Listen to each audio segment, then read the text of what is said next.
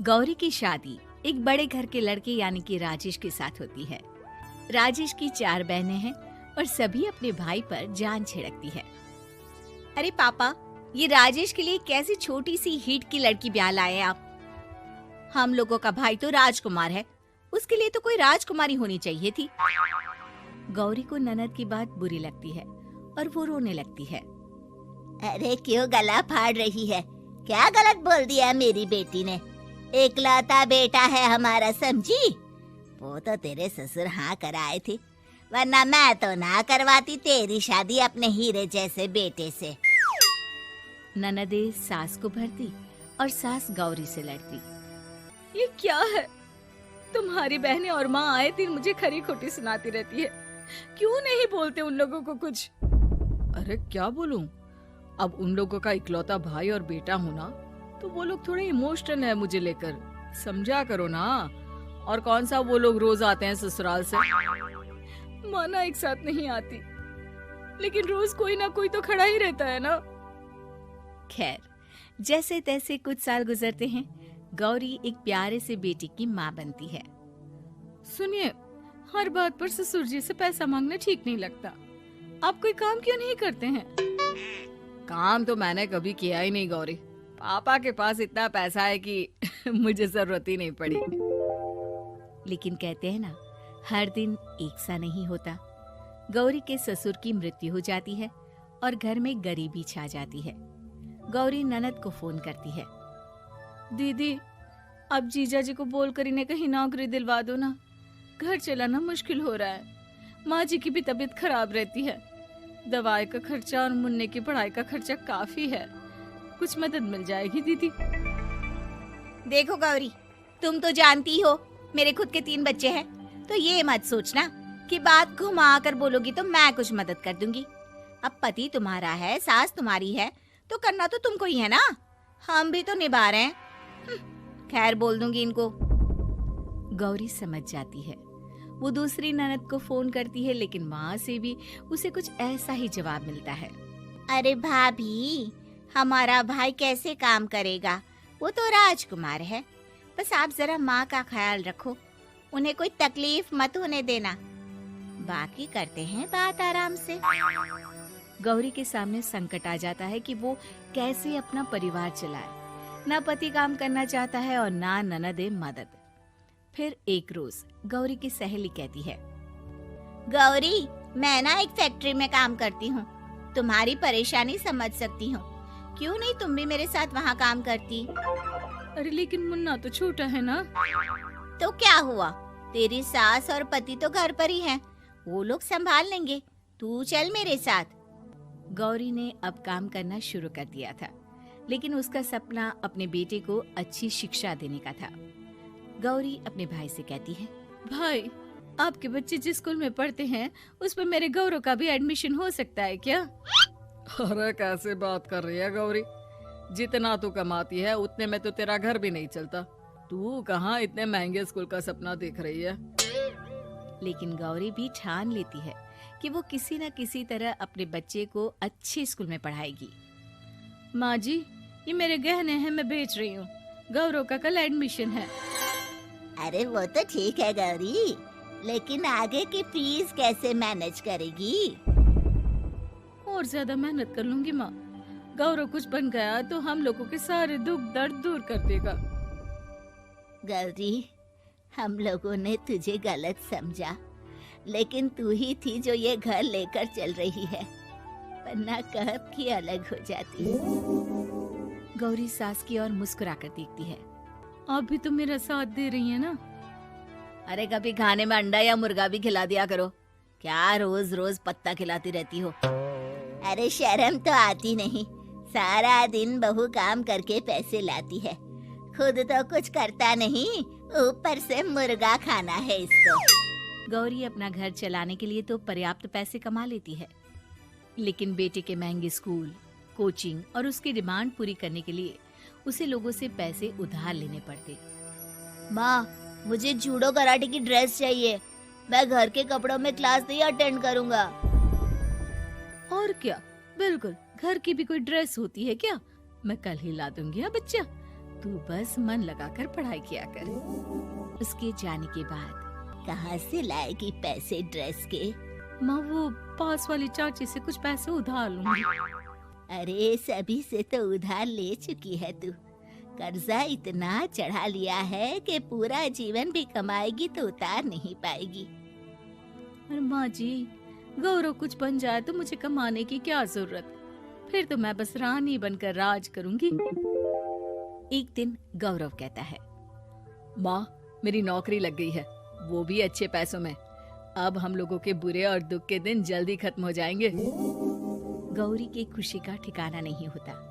वो सास की फोटो के सामने हाथ जोड़ती है कि उसका पति उसे कहता है, देखा गौरी, तेरी तपस्या खत्म हुई।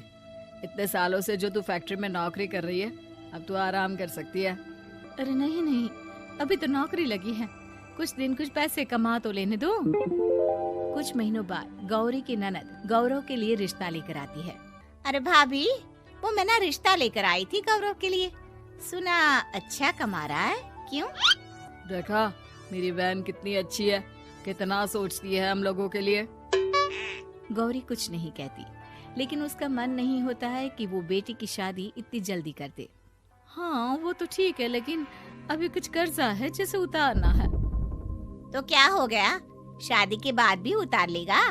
कम से कम एक लड़की आ जाएगी तो आराम रहेगा। गौरी लोगों के प्रेशर में आकर बेटे की शादी कर देती है और शादी के बाद एक दिन जब अपनी फैक्ट्री में जाती है, मैनेजर साहब, कैसे इस फैक्ट्री में 22 साल काम कर लिया पता ही नहीं चला। अब तो बेटा सेटल हो चुका है, नौकरी की जरूरत नहीं है। लेकिन आप सभी का शुक्रिया। गौरी बहन, बहुत मेहनत की तुमने जीवन में, अब भगवान कोई मुश्किल ना दे। गौरी घर आती है, लेकिन दरवाजे के बाहर से ही उसे बहू और बेटे की आवाज सुनाई देती है। क्या है, तुम्हारी माँ ने तो सोचा भी नहीं कि जो कर्जा वो ले रही है खुद की अय्याशी के लिए, वो हम लोग क्यों भरे? उनका कर्जा है वो देखे। हाँ लेकिन क्या करूँ, माँ को छोड़कर रह भी तो नहीं सकता ना। अरे रह नहीं सकते तो क्या करोगी? पूरी जिंदगी उनका कर्जा चुकाते रहोगे? कल को हमारी भी फैमिली बढ़ेगी, कैसे मैनेज करेंगे? मैं नहीं जानती, साफ साफ बोल दो पैसे नहीं है फालतू के। जिसका कर्जा है वही निपटाए। गौरी बेटे बहू की बात सुनकर स्तब्ध रह जाती है और अंदर न आकर वहाँ से सीधे फैक्ट्री जाती है। मैनेजर साहब, मैं सोच रही थी कि इतनी जल्दी नौकरी नहीं छोड़नी चाहिए, जब तक हिम्मत है तो कर लेते हैं। वो मेरा इस्तीफा ना वापस कर दीजिए।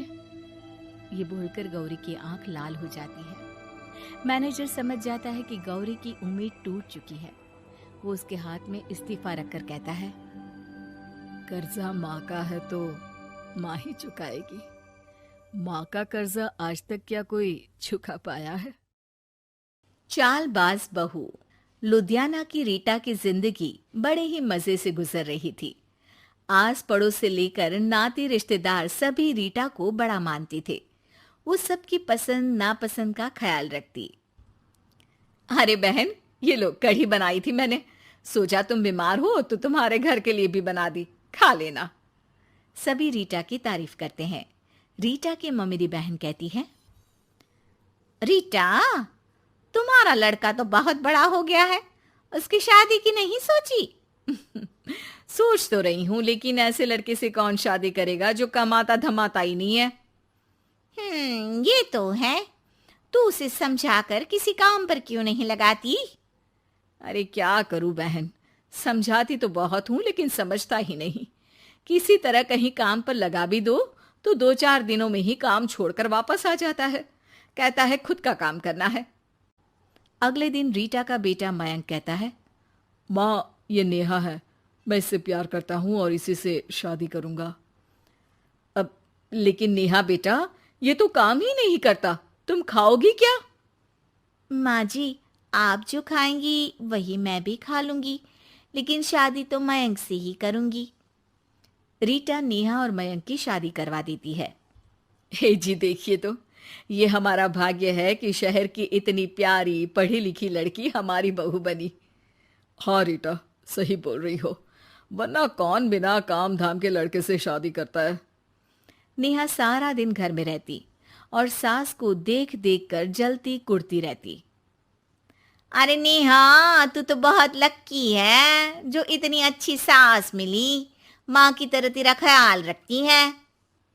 नेहा बिना मन के हंसकर निकल जाती है। आए दिन नेहा को उसकी सास की तारीफ सुनने को मिलती।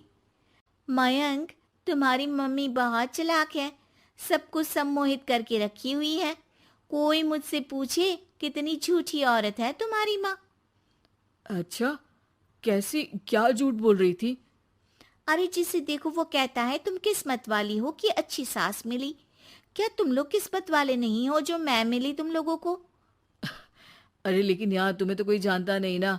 तुम्हें तो लोगों को समझाना पड़ेगा कि तुम भी उतनी ही अच्छी हो जितनी की माँ है। उतनी? ना जी ना, मैं तो उनसे कहीं ज्यादा समझदार और गुणी हूँ। नेहा अपनी माँ को फोन कर सारी बात बताती है। अरे देख, तुझे सबके सामने अपनी सास को गलत साबित करना होगा। अगले दिन नेहा हाथ में टूथपेस्ट लगाकर घर के बाहर खड़ी होती है कि पड़ोसन उससे पूछती है, अरे नेहा बेटा, क्या हो गया? ताई, क्या बोलूं मैं? मेरी सास से मत कहना ताई जी, मेरी सास ने गुस्से से जला दिया। मैं नहीं मानती, रीटा तो बड़ी ही भली औरत है। मेरा पति कोई काम नहीं करता ना, सारा सारा दिन ताने देती रहती है, कहती है तुझे खाना तभी दूंगी जब घर का सारा काम करेगी। पड़ोसन को नेहा पर तरस आ जाता है। वो सब जगह नेहा की कही बात फैला देती है। एक पड़ोसन दूसरी से कहती है, रीटा तो बड़ी ही खराब औरत निकली। हाँ हाँ, देखो तो कैसे बहू पर जुल्म करती है। नेहा के घर रीटा की भाभी आती है। अरे मामी जी नमस्ते, कैसी हैं आप? मैं तो ठीक हूँ बेटा। कहाँ है रीटा? घर में नहीं है क्या? उसे तो मैंने कहा था कि मैं आ रही हूँ। अब क्या बताऊँ मामी जी, मुझे तो डॉक्टर के पास जाना था, लेकिन फिर भी मैं रुकी कि आपको घर आना है। मम्मी जी को तो कोई फिक्र ही नहीं है। तभी तो देखिए ना कि पता था आप आने वाली है, फिर भी चली गई घूमने। अरे ये तो बुरी बात है। अच्छा नेहा, मैं जा रही हूँ। रीटा आए तो बोल देना कि भाभी नाराज होकर चली गई हैं। रीटा वापस आती है तो उसे भाभी नहीं मिलती। अरे नेहा, तूने रोका नहीं मामी को? बोला नहीं कि मंदिर गई हूँ मैं? अरे मम्मी जी, मैंने तो उन्हें बोला कि आप बस आ ही रही हैं, लेकिन वो नहीं मानी और चली गई। मामी भी सभी रिश्तेदारों में रीटा की बुराई फैला देती है। अब जो रीटा सबकी लाडली हुआ करती थी, वो सबकी आंख में खटकने लगी। रीटा को समझ नहीं आता था कि जो पड़ोसी उसे हमेशा प्यार से बुलाते थे, वो उसके सामने आते ही दरवाजा क्यों बंद कर देते हैं। जो रिश्तेदार उसे इतना प्यार करते थे, वो उसे अब फोन तक नहीं करते।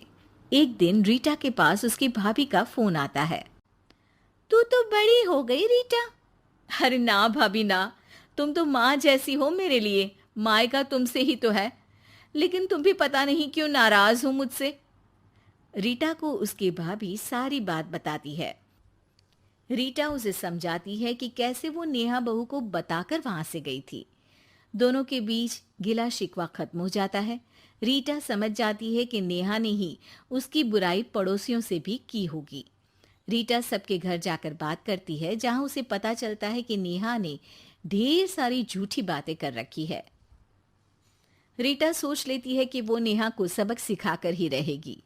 नेहा, तेरे ससुर जी रिटायर हो रहे हैं, तो अब तू और मयंक कहीं और घर देख लो। अरे कैसी बातें कर रही हैं सासू माँ, ये तो कोई काम नहीं करते, हम कहाँ जाएंगे? तभी वो पड़ोसन आ जाती है। अरे नेहा, अच्छा ही तो है, तेरी ऐसी सास से छुटकारा मिल रहा है जो तुझे बात बात पर जला देती थी ना। घर जरा जल्दी खाली कर देना नेहा, मयंक से भी बोल देना। नेहा को समझ आ जाता है कि सास को सब पता चल गया है। वो उसकी पैर पकड़ लेती है। सासू माँ, मुझे माफ कर दीजिए, मैं आगे से ऐसा कभी नहीं करूंगी।